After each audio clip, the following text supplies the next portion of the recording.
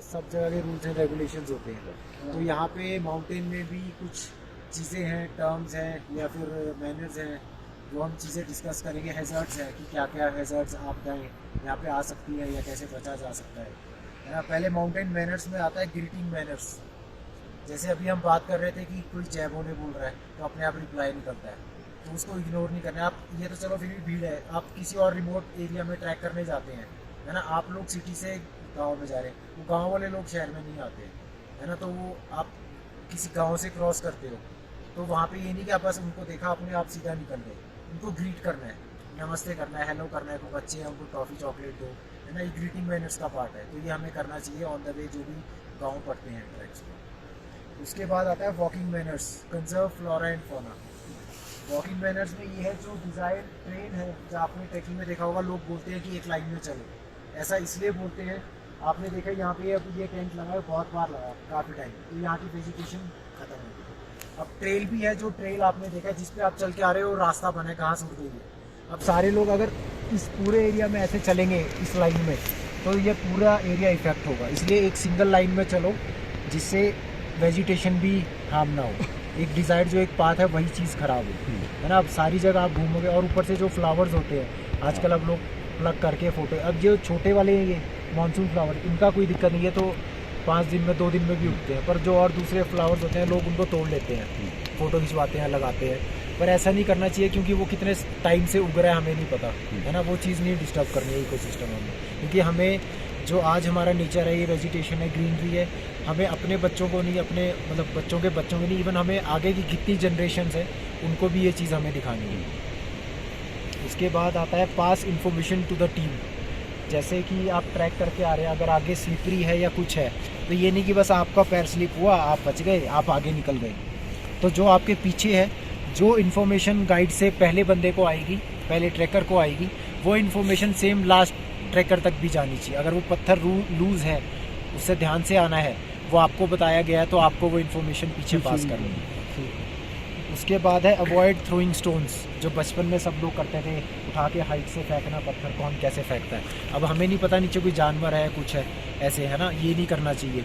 और ज़्यादा लाउड भी नहीं हमें म्यूज़िक सिस्टम चलाना चाहिए, क्योंकि इको सिस्टम डिस्टर्ब होता है। म्यूज़िक चलाओ, पर ये अगर यहाँ चला रहे हो सिर्फ हमारी कैंप साइट तक हो, ये नहीं कि उस कैंप साइट तक भी जा रहा है, उधर भी जा रहा है और कहीं भी जा रहा है, शोर शराबा नहीं जा रहा है। उसके बाद आता है camp manners and personal hygiene.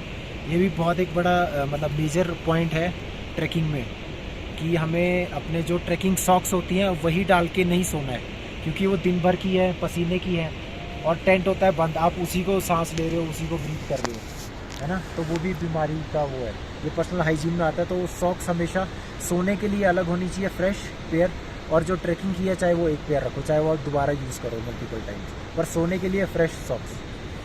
और बाकी अंडर गारमेंट्स भी आप डेली नहीं चेंज करो, पर 2-3 दिन बाद, 2 दिन बाद तो एटलीस्ट चेंज करो, 3 दिन बाद चेंज करो, पर करो ज़रूर। उसके बाद आते हैं माउंटेन हैज़र्ड्स, आपदाएँ, जो भी मुश्किलें, जो भी एक्सीडेंट इंसिडेंट कुछ भी कह लो, वो माउंटेन में किस तरह के होते हैं, कितने टाइप्स के होते हैं। तो उसमें अलग अलग कैटेगरीज़ हैं हमारे इस लाइन में, माउंटेनियरिंग लाइन में। एक होते हैं ऑब्जेक्टिव, एक सब्जेक्टिव, एक साइकोलॉजिकल। जो ऑब्जेक्टिव होते हैं वो होते हैं जो नेचर क्रिएट करता है हैज़र्ड्स। तो नेचर के थ्रू क्या क्या हैज़र्ड क्रिएट हो सकता है, जो अभी भी एक हैज़र्ड है करंटली हमारे पास, क्या है वेदर। वेदर में क्या चेंज, क्लाइमेट चेंज नहीं, हैज़र्ड। जैसे वाइट आउट हो रहा है, अगर आप ऊपर ट्रैक कर रहे हो तो ये नेचुरल हैज़र्ड है। वाइट आउट आ गया, आपको रास्ता नहीं दिखेगा नहीं हमें, आप भटक भी सकते हो, ना ऊपर जाना ना नीचे आना। रॉकफॉल हो गया, एवलांच आ गया, स्नोफॉल होगी, बारिश होगी, ये सब नेचुरल नेचर के बनाए हुए हैं। ये होते हैं ऑब्जेक्टिव। और सब्जेक्टिव जो होते हैं वो होते हैं जो ह्यूमन बनाता है, जो हम बनाते हैं। और हमारी वजह से क्या क्या हैज़र्ड हो सकते हैं ट्रैकिंग पे, हम जो अपना वो फेंक देते हैं सब सामान, कचरा। चलो वो तो क्लीन एंड ग्रीन में आ गया, वो कपड़े हैज़र्ड सही नहीं पहने हैं। हाँ, कपड़े सही नहीं पहने हैं तो उससे ठंड लग सकती है, बीमार हो सकते हो, पर वो हैज़र्ड में नहीं। हैज़र्ड में आएगा स्नो ब्लाइंडनेस। स्नो ब्लाइंडनेस एक बहुत मेजर कॉज है, जो आपके चश्मे, आपको बोला जाता है कि अल्ट्रा वाइड हाई, मतलब ट्रैकिंग वाले गॉगल्स लोग, वो इसलिए होता है कि हाइट पे ultraviolet rays direct hit करती हैं। और जब वो होता है ज़्यादातर स्नो में, आप स्नो में चलते हैं, वो भी वाइट होती है, रिफ्लेक्ट होकर आँख में लगती है, तो उससे क्या होता है, स्वेलिंग हो जाती है, पानी आता है और उसके बाद पेन शुरू हो जाता है और दिखना बंद हो जाता है। इसकी आज तक कोई मेडिसिन नहीं है मेडिकल हिस्ट्री में, ना ट्रीटमेंट है। अगर इसका बेसिक भी होता है, माइनर भी होता है स्टार्ट, तो इसको जो विक्टिम होता है उसको डार्क रूम में 1 से 2 महीना तक बंद रखते हैं। डार्क रूम के अंदर एक भी लाइट नहीं आनी चाहिए। तो स्नो ब्लाइंड में हमेशा हाई ऑल्टीट्यूड ट्रैक्स हैं 10,000 से ऊपर वाले में हमेशा गॉगल्स आपको रखनी है साथ में। तो ये होती हैं मतलब ट्रैकिंग, बेसिक ट्रैकिंग गॉगल्स हैं, तो आपको ये सबके पास मैंडेटरी होनी चाहिए। क्योंकि जो नॉर्मल, जैसे इनके पास नॉर्मल वाला है, वो काम नहीं करेगा, वो और रिफ्लेक्ट करके और लाइट आँख में डालेगा। यूवी प्रोटेक्शन है, यूवी प्रोटेक्शन होना ज़रूरी है।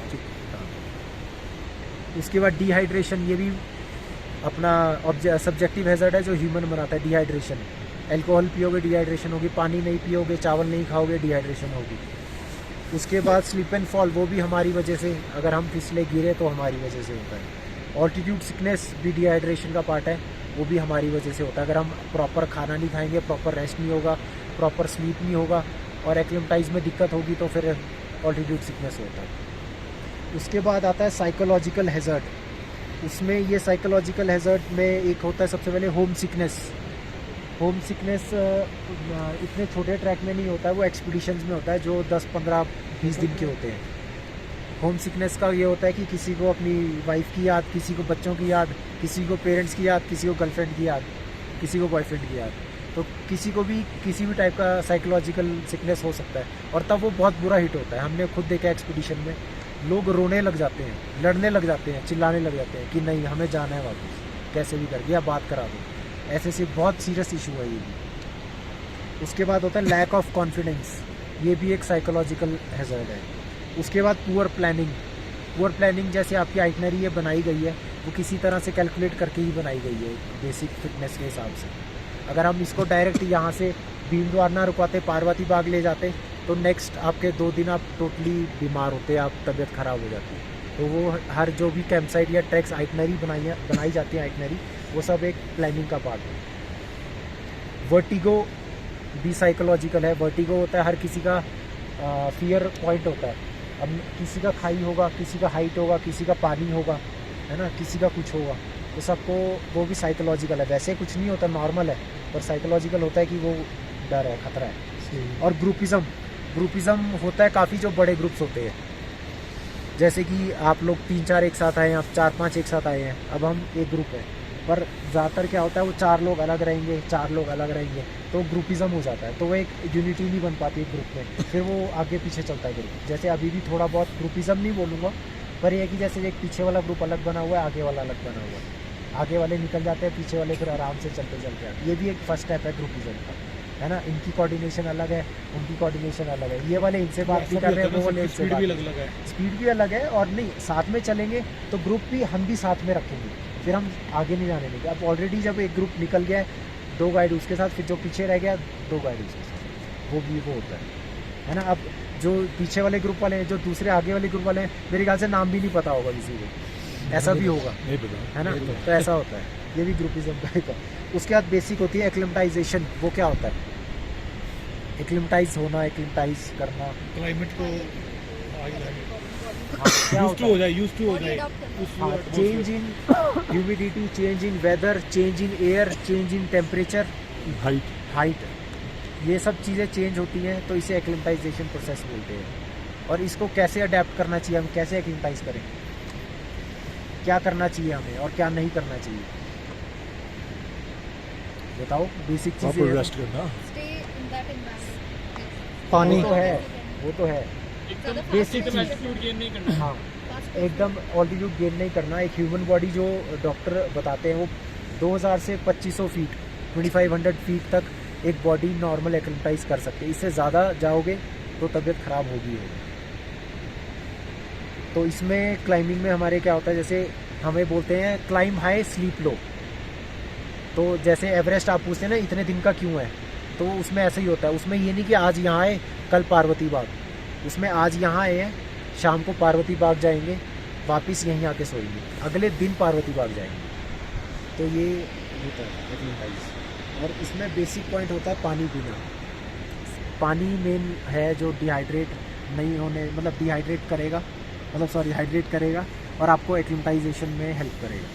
पानी ज़्यादा, चावल ज़्यादा, क्योंकि चावल में कार्ब्स होते हैं, एनर्जी होती है, और पानी कंटेंट ज़्यादा होता है रोटी के मुकाबले। रोटी कम डाइजेस्ट होती है, चावल में ये है कि यहाँ का और जो पानी होता है, अगर आप एक गिलास पानी पी लो खाने के बाद, आपका जो खाना वो ओवर ईटिंग भी है ना, वो डाइजेस्ट हो जाएगी, आपको फिर जल्दी 1 घंटे बाद digest भूख लग करती है। जाएगी। हाँ, जल्दी डाइजेस्ट करती है। No alcohol drinks. और हाई माउंटेन पे अगर आप कहीं वैसे गए हैं चिल करने, गाड़ी से गए हैं, आप इंजॉय करो, कोई दिक्कत नहीं है।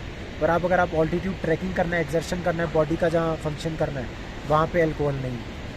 अगर आपने थाचड़ू में पी होती तो आप, मैं कह रहा हूँ, काली घाटी क्रॉस नहीं कर पाते। उसके बाद होता है be active on physical activities. ये इसमें तो नहीं है, जैसे हम नॉर्मल ट्रैक्स होते हैं तो जब ट्रैक करके कैंप साइट पहुँचते हैं सभी मांगते हैं स्लीपिंग बैग दो, हमने सोना है, तो उस टाइम हम किसी को स्लीपिंग बैग नहीं देते, हम डिनर के बाद देते हैं अपने ट्रैक्स की। उस पर ये होता है, अगर आप बाहर के ऑल्टीट्यूड से, टेंट के अंदर गर्मी होती है, आप उस टेम्परेचर में सो जाओगे ना, जब उठोगे तो आपको फीवर हो जाएगा। तो इसलिए कैंप में पहुँच के थोड़ा सा उस आप नीचे से आए हो, एकदम से अंदर घुस जाओगे गर्मी में, तो अंदर वैसा नहीं करना होता है। थोड़ी देर बाहर घूमो, इस टेम्परेचर को सांस लो या पानी पियो, उसके बाद टेंट में जाओ, तो फिर इतना इफेक्ट नहीं होता। उसके बाद अब लास्ट है माउंटेन टर्मिनोलॉजी, जो जैसे कुछ भी होता है, चीज़ें होती हैं, पानी है, लेक है, तो आप लेक को, जो यहाँ पे लेक होगी उसे हम लेक नहीं बोलते हैं, तो हर मतलब अलग अलग टर्म्स होती है। तो समिट किसे बोलते हैं?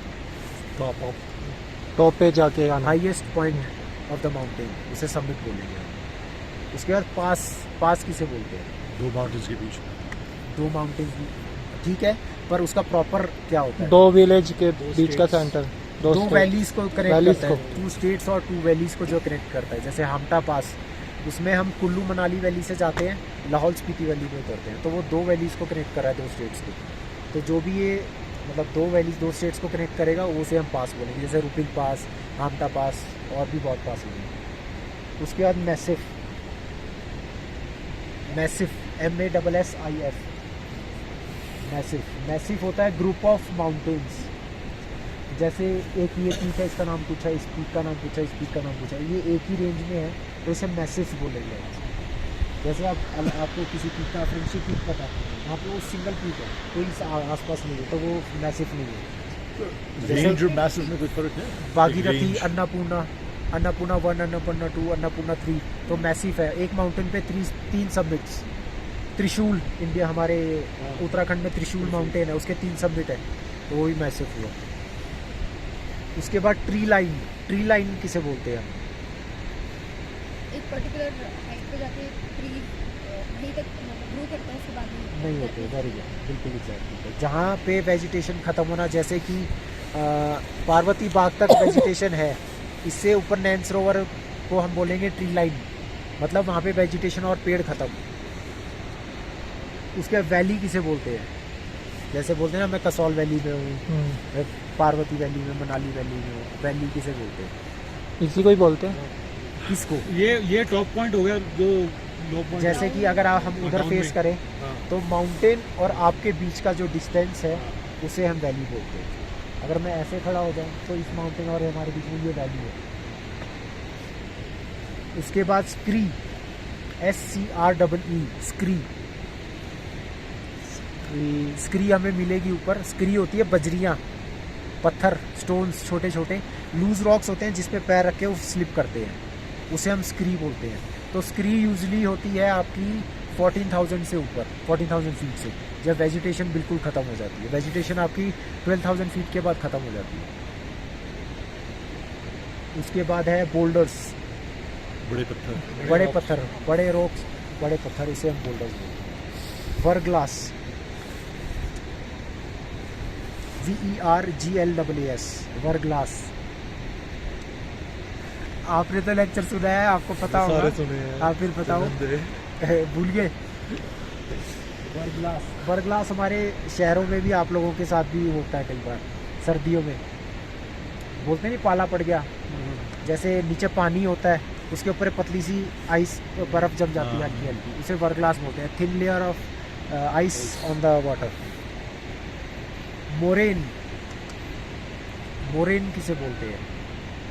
मोरेन, कल जो हमने ट्रैक करना है वो पूरा मोरेन है। मोरेन होता है बोल्डर स्क्री, रॉक, स्टोन सबका मिक्सचर, उसे हम मोरेन एरिया बोलते हैं। जो हमारा पार्वती बाग के बाद का पूरा ट्रैक है वो पूरा मोरेन है, मोरेन एरिया। उसके बाद कैर्न, CAIRN, ये सब ने जिन्होंने पहले ट्रैक किए हैं देखे होंगे। कैर्न, पत्थर के ऊपर पत्थर के ऊपर पत्थर, साइन होता है वो कुछ। लेह लद्दाख में भी होता है। हाँ, हर जगह बनाते हैं। पर उसका जो माउंटेन में काम है वो होता है रूट मार्किंग के लिए, मार्किंग। रूट बनाने के लिए। पर उसके अलग अलग लोकल में उसके अलग बिलीफ भी हैं। जैसे किन्नर कैलाश में भी हाँ, बनाए होते हैं। तो उसका बिलीफ वो अलग है। पहाड़ों में ये है कि आप जितने फैमिली मेम्बर्स अपनी फैमिली के लिए लॉन्ग लाइफ और हैप्पीनेस और सेफ्टी के लिए वो घर बनाते हैं उनके पास, कि आप हमारे घर की रखवाली करें। तो वो एक बिलीफ है। पर हमारे इसमें माउंटेन टेक्नोलॉजी में वो रूट मार्किंग के लिए यूज होता है। उसके बाद snow line, snow line, glacier, जैसे आपने अभी ट्रैक का नाम लिया था हम तब त्रियुंड, त्रियुंड या स्नो लाइन आता है। लाखा ग्लेशियर। लाखा ग्लेशियर क्यों स्नो लाइन क्यों? स्नो ही स्नो है पूरी टोटल। जहाँ पे 12 महीने पूरा साल बर्फ रहती है अच्छा, उसे स्नो लाइन बोलते हैं, जहाँ पे बर्फ कभी खत्म नहीं होती। उसके बाद एसेंट डिसेंट तो सबको पता हो। एसेंट मतलब चढ़ना, डिसेंट, डिसेंट उतरना। मतलब उतरना। उसके बाद रिज, रिज किसे बोलते हैं? Edge ridge, RID। जो एज होती है। माउंटेन की बिल्कुल साइड में जा रही है टॉप हाँ, बिल्कुल करेक्ट। पर इसको इसमें बोलते हैं the imaginary line which you see. अब इस माउंटेन की इमेजिनरी लाइन इसके कॉर्नर्स है, तो इसको हम रिज बोलेंगे। तो जब भी क्लाइंबर्स जो क्लाइंब करते हैं वो ऐसे नहीं बोलेंगे हम ये पहाड़ चढ़ेंगे, नदी में उतरेंगे, फिर ऐसे वो।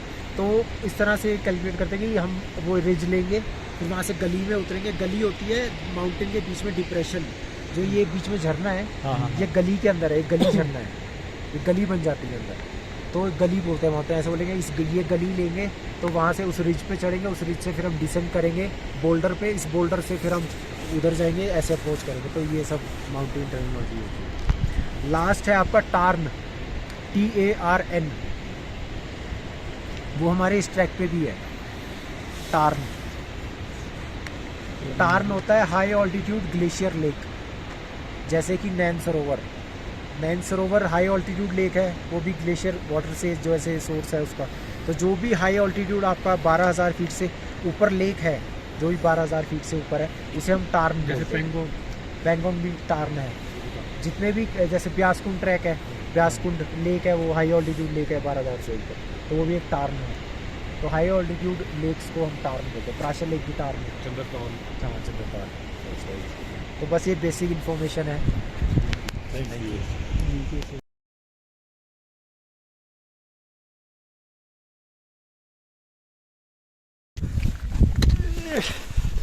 अच्छा जी।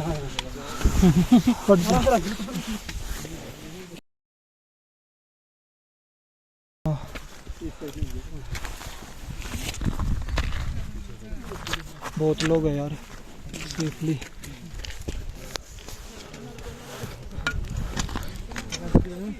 हाँ,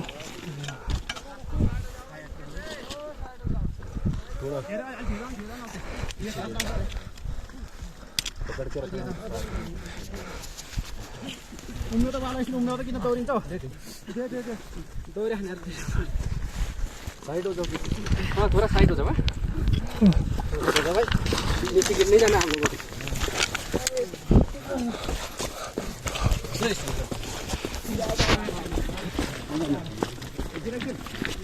आराम से ओए इधर